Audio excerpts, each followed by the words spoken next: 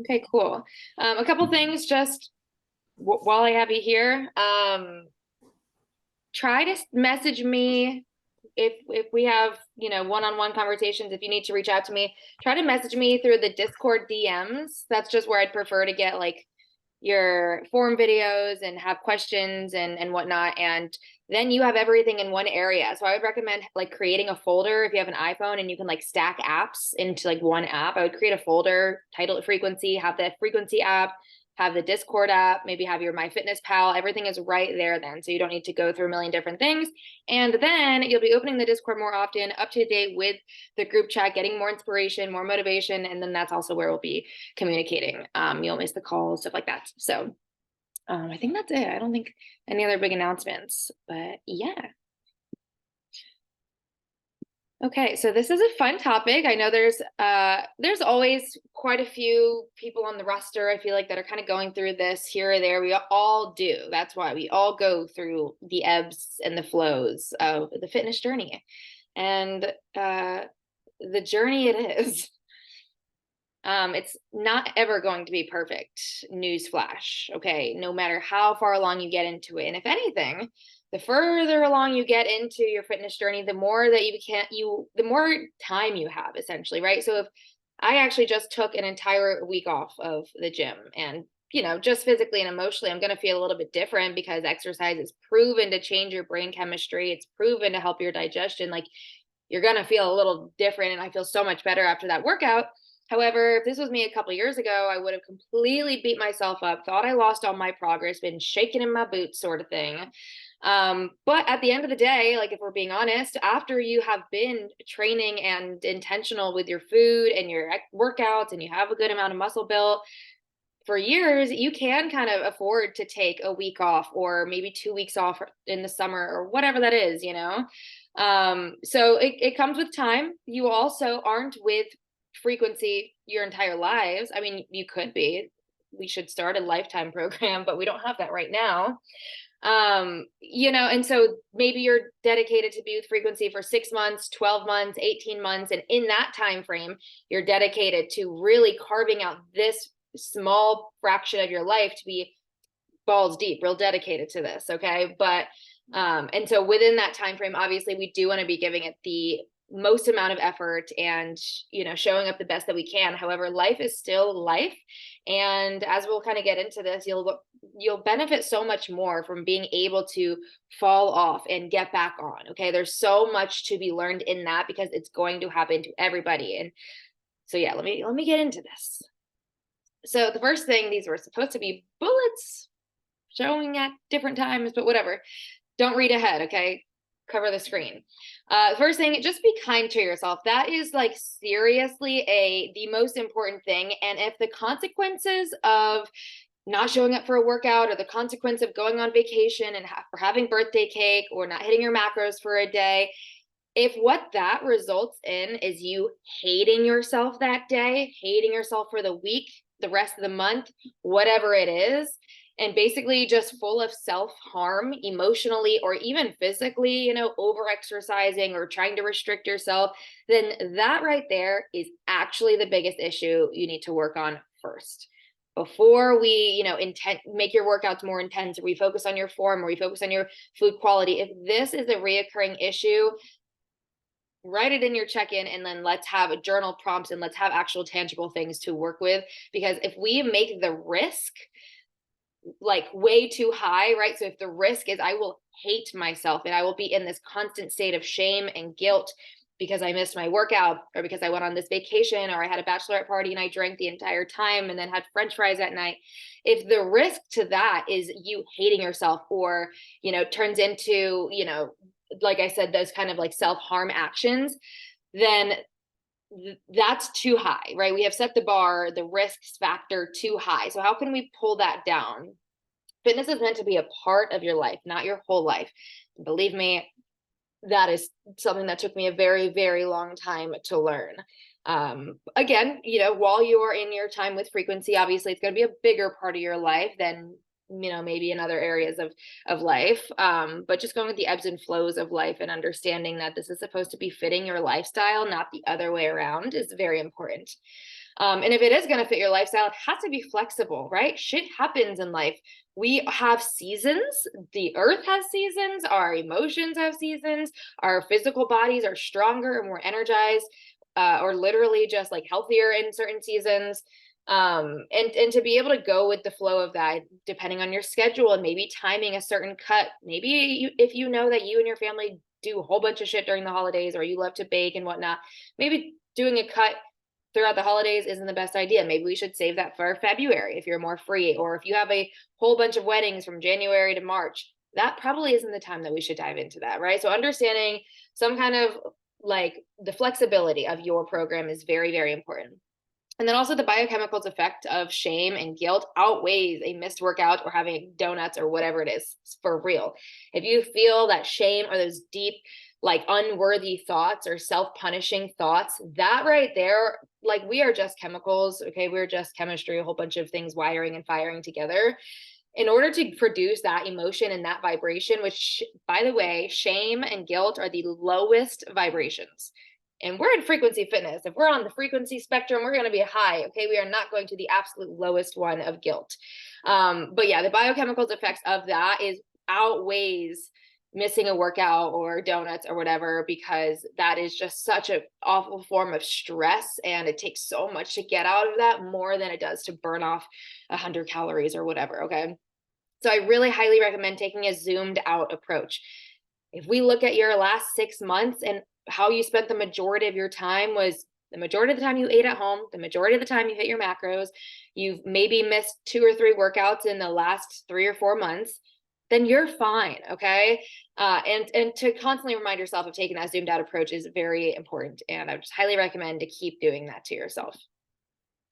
Reflect on what happened. So take time to write down what happened, right? So if you had a week, like, this past week, so we can use me as example. I went to a music festival for 4 days and I had the best intentions, and I would say I did the best that I could. And I absolutely could have and should have gone back to the gym on Monday or Tuesday or Wednesday, but I did not until Thursday. So that's just what happened, right? And that's just one example. Maybe, even a couple weeks ago, I had a issue with my dog. I literally thought he was like dying in front of me, and I was paralyzed, and I brought him to the vet 3 times in 24 hours. And so that's what happened. And I could feel that I was stressed in my, as I'm driving back and forth, I wanted to stop I stopped at Wawa and I got like an extra long sleeve of Oreos or whatever. I don't do shit like that in my normal life, but I can reflect and say, okay, well, that's what I do apparently if I'm really stressed and feeling a big emotion. So some things that could be, could have thrown off your week is maybe just motivation wasn't there. Maybe you had a busy schedule, emotional distress, unexpected life events, drinking or smoking. That's a big thing too. If any of my gals smoke or drink, you can probably notice that there's a trickle down effect of that afterwards. Or maybe it was just time management. Maybe it was just like, well, after work every single day I was tired. So in reality, I should have done my workout on my lunch break, or I should have woken up an hour early and done my workout there, or meal prepped ahead of time, or whatever that is. So definitely recommend reflecting on what happened, because knowing why gives us actually something tangible to work on. And now we have something that we can implement, rather than just, fuck me, I'm the worst, I hate myself, this is why I can't do anything, this is why I can't stick to it. How has that helped you in the past? It hasn't. I guarantee it has not. It has not helped anybody. As humans, we're motivated by positive things more than we are negative things, and that will just get you into a cycle that you don't want to be in. I'm shutting the door because I joined that. Something important too is, how can we focus on what we want to add into our day or into our week the next time this happens? So instead of what do I want to take away, right? So maybe instead of that week that I was having issues with my dog and I noticed I was eating out of emotions, what can I add into that the next time that happens, rather than focusing on what can I take away? So instead of like, well, how about I don't go to Wawa and get Oreos next time, and that's that.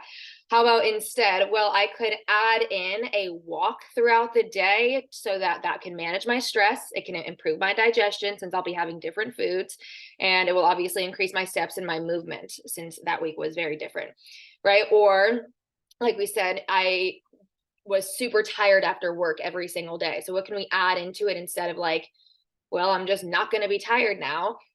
Let's move your workout time. Can we add a workout into your lunch break or into your morning rather than into the evening? Or should we add some journaling? If you're going through a breakup and you know that when you're sad and depressed that you tend to just lay in bed and not do anything, maybe instead of just punishing yourself or shaming yourself for doing that and saying, well, get up and don't do that, how about we add some journaling while you're in bed, right? I think that's focusing on what we can add, especially with food. So maybe instead of, I'm just not going to go to Wawa and get the Oreos, I'll go to Wawa, I'll get the Oreos, and I will go home and I'll make sure I have 2 servings of vegetables that day. We can add that in, focusing on what you can add into your diet as well is much more productive than focusing on just what you can take away constantly. And how can we create a game plan moving forward that is based on a solution rather than shame? And this is the root of your entire check-in. So this is why it's very, very important to do your check-ins, obviously every week. I don't know why anybody wouldn't do your check-in. But this is really the root on it, right? I see you laughing, Sydney. This is why we do a check-in, to reflect on the last 7 days. And you probably noticed it's really nice. It's really helpful to kind of like divide your life up into 7 days and to recognize your patterns and to reflect back on that. And you have a little bit more understanding for yourself, hopefully, or compassion. And then we can just, not feel overwhelmed by like, well, just overall, I'm a piece of shit. We're taking it day by day. And this is the point of the check-in, is to be able to reflect on what happened and implement a game plan moving forward. And take note on if and when these things may happen again, so if you know that you have a week coming up, let's say that your work does something huge at the end of the year, so you know that around Christmas time or New Year's time, like that week is going to be intense, so maybe we should plan ahead. Or if we know that,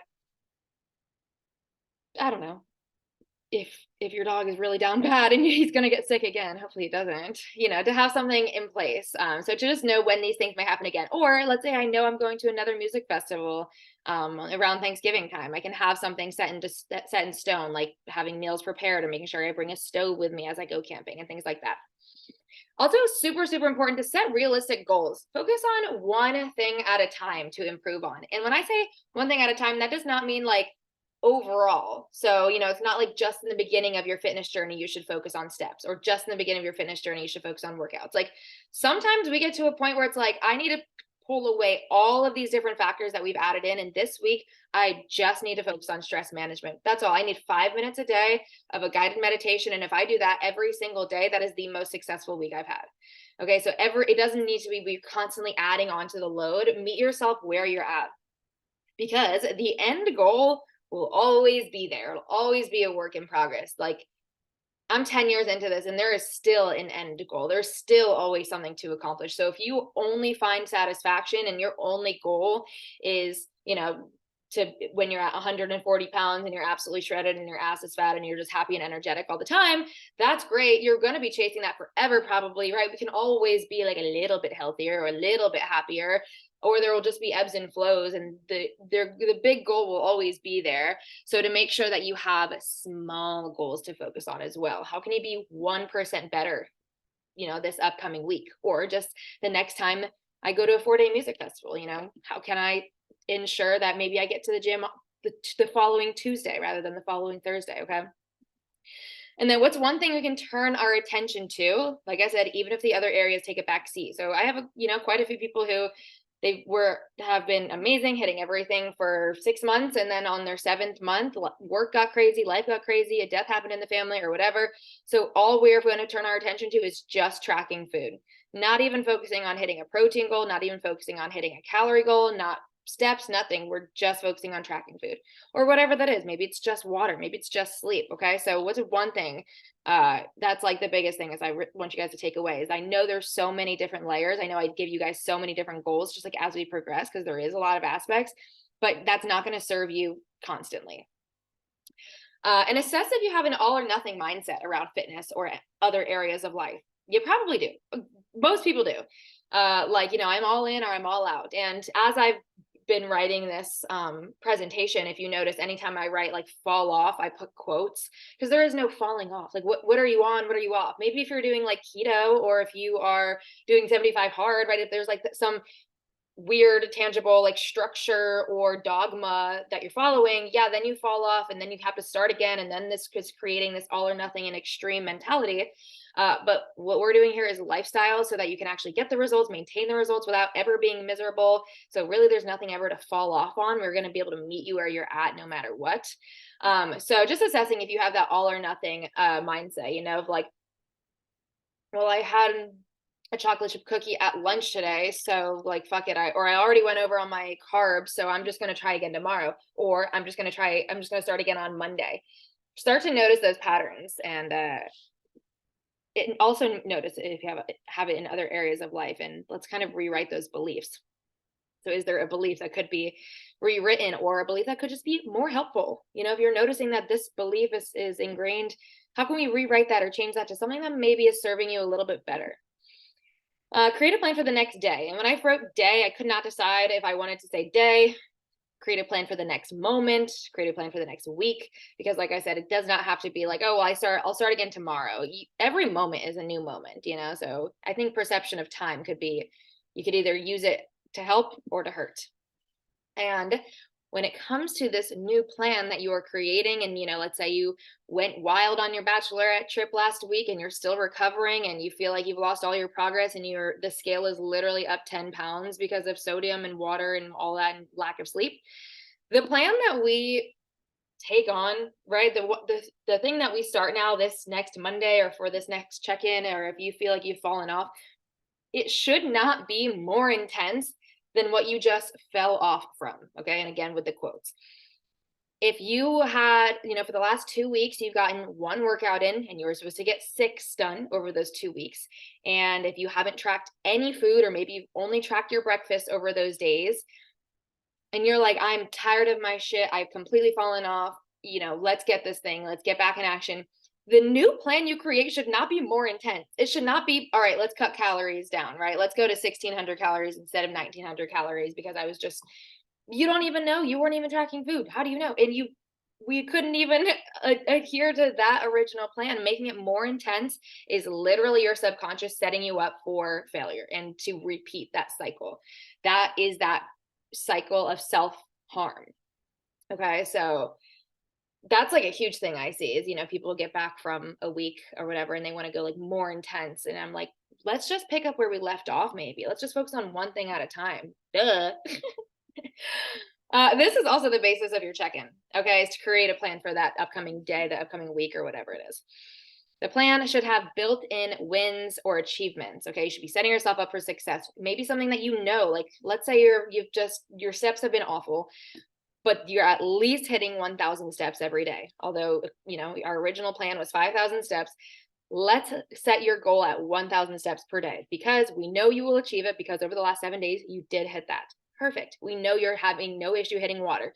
So let's have that as a main goal. Focus on hitting 1 gallon of water. We need to have built-in wins. That is so important, because dopamine, the chemical, is motivation. Okay. So, and dopamine is like, kind of that happy chemical. It keeps you doing something. We need that. So we need to set ourselves up for wins and achievements.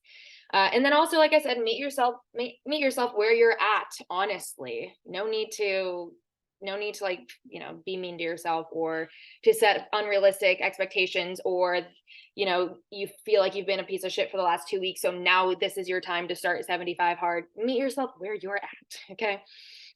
And prepare to say no to unnecessary events or outings for a short amount of time. I'd say that's the biggest thing. I just got back from a 4-day music festival. I just had somebody ask what I'm doing this weekend. Realistically, I don't want to do anything this weekend, right? I want to stay home this weekend. I want to meal prep. I want to get back on my shit. So just prepare to say no to some things sometimes. Pick and choose, use your discernment. Throughout your fitness journey, you'll probably, there will be some, what is it called? What's the word? What is the word I'm looking for? Like a trade-off? I'm gonna post it in the chat. It's gonna come to me in the middle of the night. All right, whatever. You'll have to say no to some things, okay?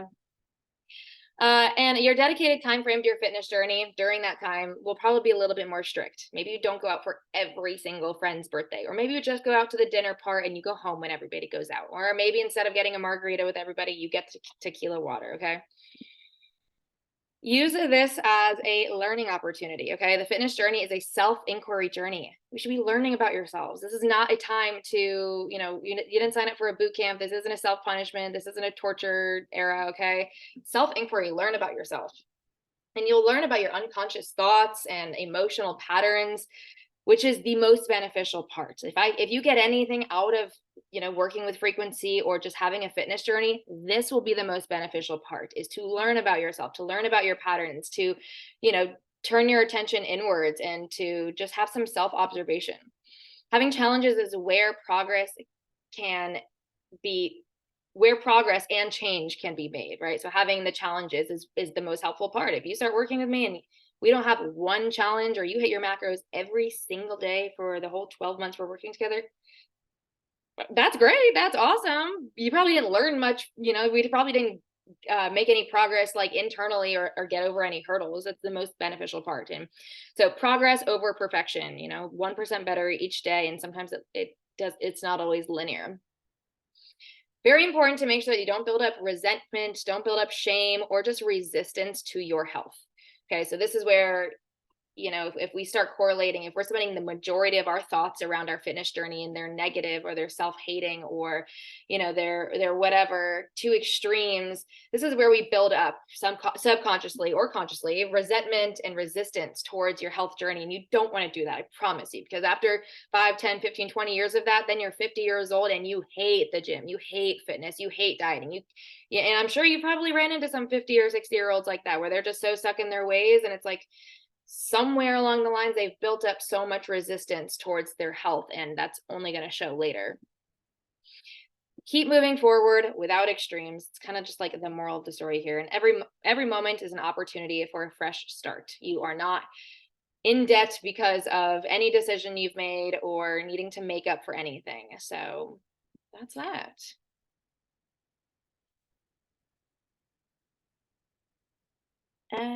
Yay. I'm going to put that back on the screen. If you guys would take a picture, post it, tag me, tag Sheena, tag Frequency.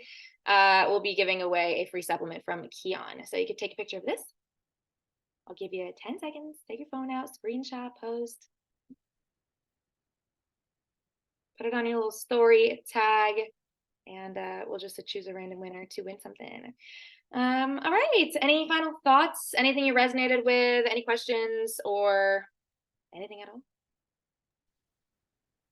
I love you and I miss you. I love you and I miss you. I'm glad to see you.